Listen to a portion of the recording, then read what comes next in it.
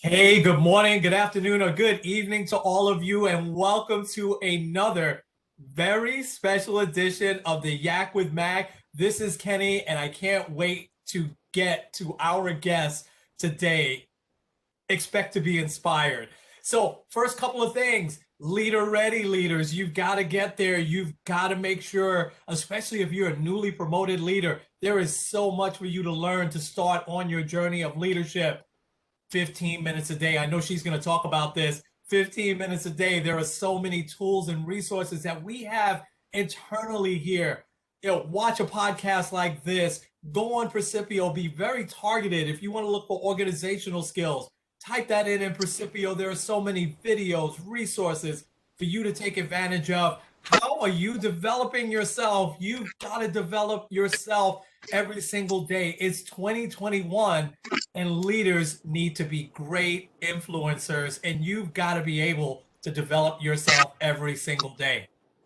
Okay, enough of that. Let's get to our special guest. She is a senior talent development partner for all of us, and I'm anxious to hear her journey. Can't wait to get into a few really good things with her.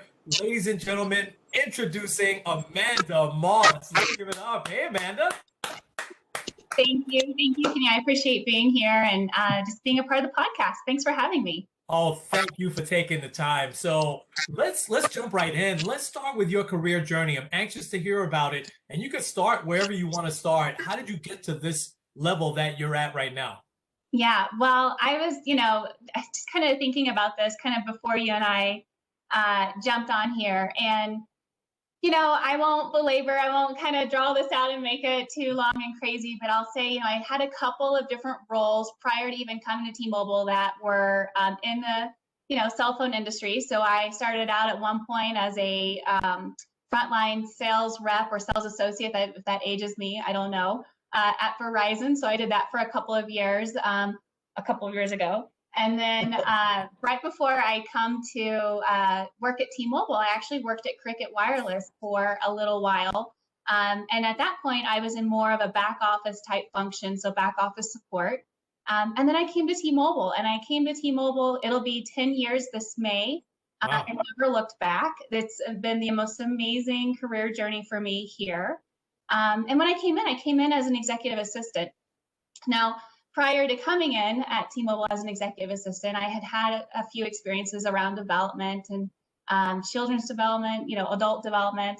It's what my background is in initially. So, as you kind of think about the Verizon to Cricket Wireless, there were a few other twists and turns in my eclectic path that led me there. But that's where I kind of came into this company at. But I knew I always wanted to be back in the leadership development space. And so that's what I set out to do once I joined T-Mobile. I had just at that time recently gotten married to my husband and was getting ready to start a family. So, while I was in the executive assistant role, I decided to go back and get my master's. So I started back in getting my master's of science in leadership and organizational development, but I was also pregnant with my first daughter. And then took some time off and then came back and then got a few more courses under my belt. It wasn't something I did right away because again full-time work and young child and and going to school. Wow. There's a lot on one's plate. But then I got pregnant with my second daughter and finished my master's, and by that point I was ready and really at a place where I wanted to start exploring my options outside of my current role. And I had amazing leaders and team members beside me that really pushed me and helped me and support me along the way. And so I applied for different roles within the organization, primarily program manager roles, because that's what I wanted to do as kind of my next step from that executive assistant, kind of that admin type of support function into more of a program manager role. That seemed very feasible to me to be able to do something like that. It wasn't easy. I had a couple of interviews that I got turned down for, so it was not just a very easy track for me to be able to move into the program manager role, but I did eventually get moved into a program manager role on an HQ team. So that was kind of my first step from being in the field to working more in an HQ type function and kind of seeing the differences between, working in and then working in more of a, again, back office, more support type role. But it was really focused around leadership development. Again, so that's how I got kind of tying my way back in. Was I was a program manager for our, at that time, retail LDP program. So I had everything from mobile expert all the way up through Leadership Edge that I ran programs for, was program manager for, which was very, and lots of fun experience. It's a great way to connect with our leaders and really be a part of so many people's journeys that I'm so thankful for.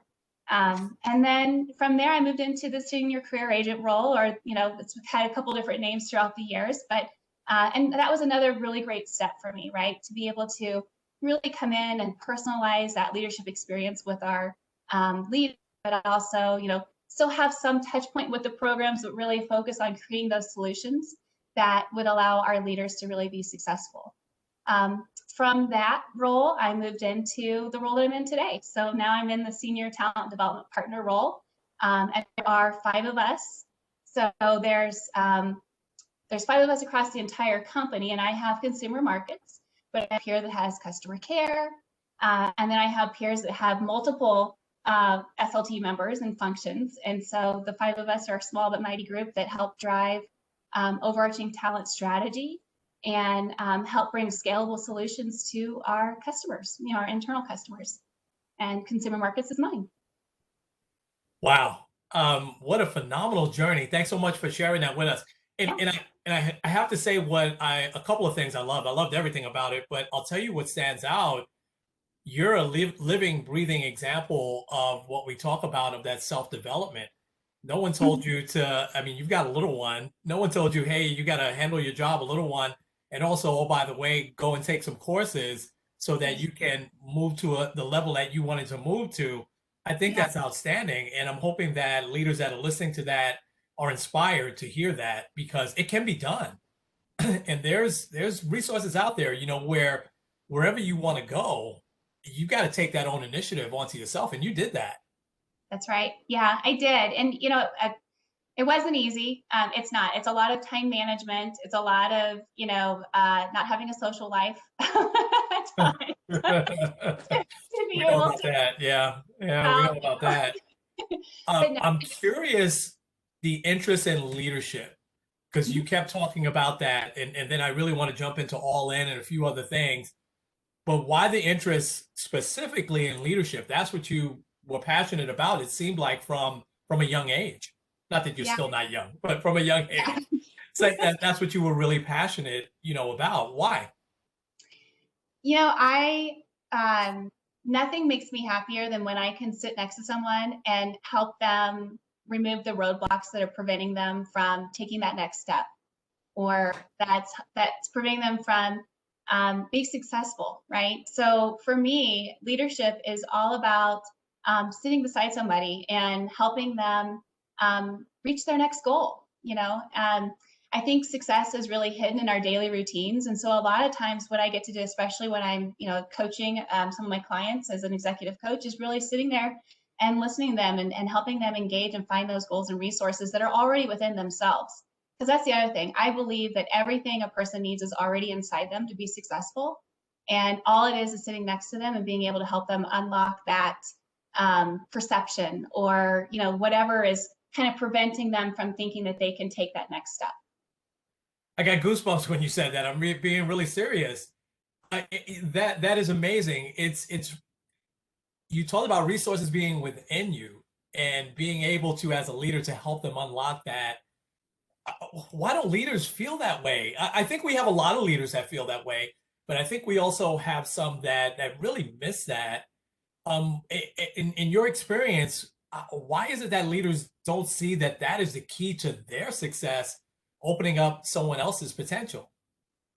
I think sometimes we just get so caught up in almost being an automatic autopilot, right? Like we just we have a routine, we have a certain mindset that we feel that we need to take on to be able to deliver a certain number of results. And so I think a lot of times we don't really take the time to stop and pause and really think about how we're impacting, not only a self impact to ourselves, to ourselves, but also to other people around us. Yeah, it's amazing. Amazing. Thank you so much for saying all that. Hey, let's get to a few things that you're working on now, because when we spoke last week, there's a lot that you're working on that's really, really exciting for our leaders out there. I know we have All In and we have a couple of other things. What are some things that you and your team are working on, particularly you in consumer markets? Yeah, so my role again is a much more of a higher level strategic type role. So a lot of what I'm doing is helping leaders, really put their plans together. What is it that they want to incorporate as part of their team development? What are they, what are the resources that are available to them? We are a brand new company, and we have a lot of new things that are being made available almost daily right now. Dare I say, it's a little overwhelming at times when you take a look at everything Yeah, that's out there. yeah, absolutely. And so really I'm helping our leaders find ways to, if I may, almost chunk it down, right? Make it digestible to not only themselves, but their teams. So that's where some of the work that I'm doing lies.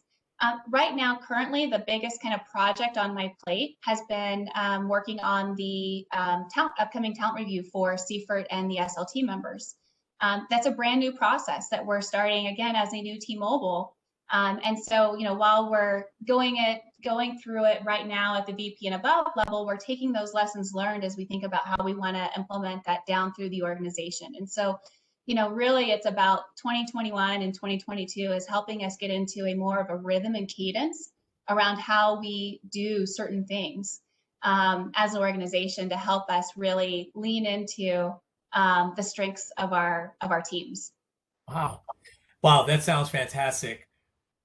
You mentioned something to me last week that you sounded very passionate about.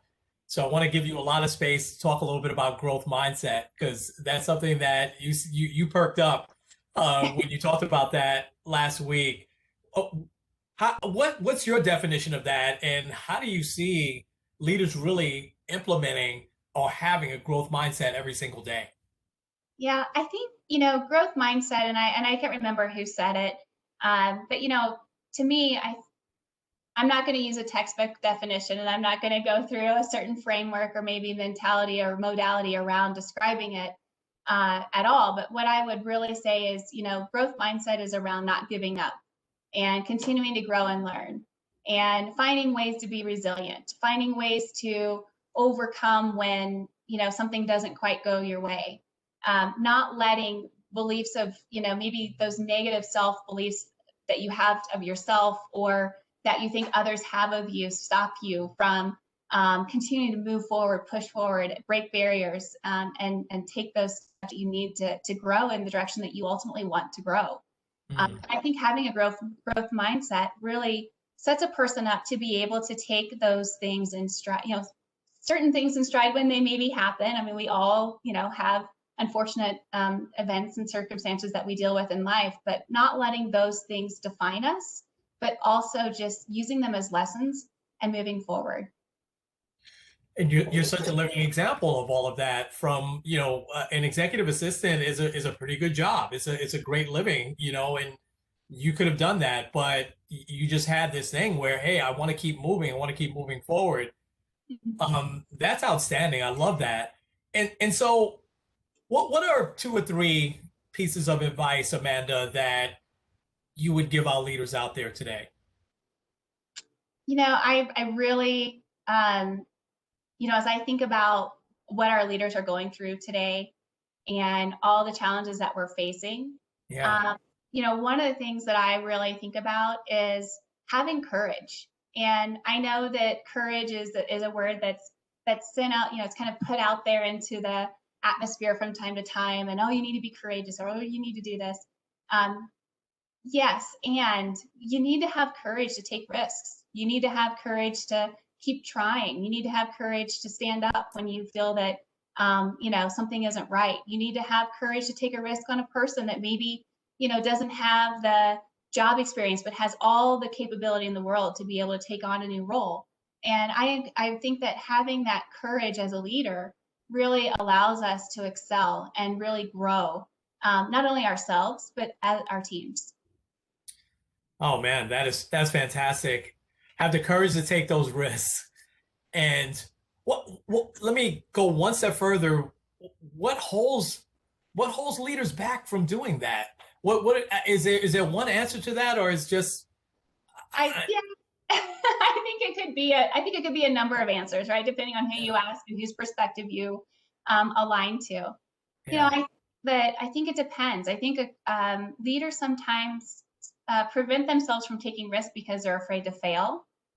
They're afraid to be seen as failing, and that's okay. You know, I think I tend to lean in the school of fail forward, right? Because you fail, Yeah. you're gonna keep moving forward if you do, but and you make mistakes. And there is a quote from General Omar Bradley, who said, I've learned good judgment comes from experience, and that experience comes out of making mistakes. And so having the courage to make those mistakes gives us good experiences to be able to go out and make great decisions.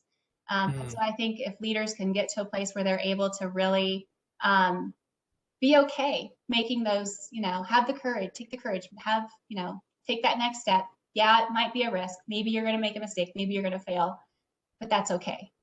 yeah. Like you can always get up and take another step forward and move in a different direction. Wow. That is just some phenomenal advice. And so just a couple of other questions.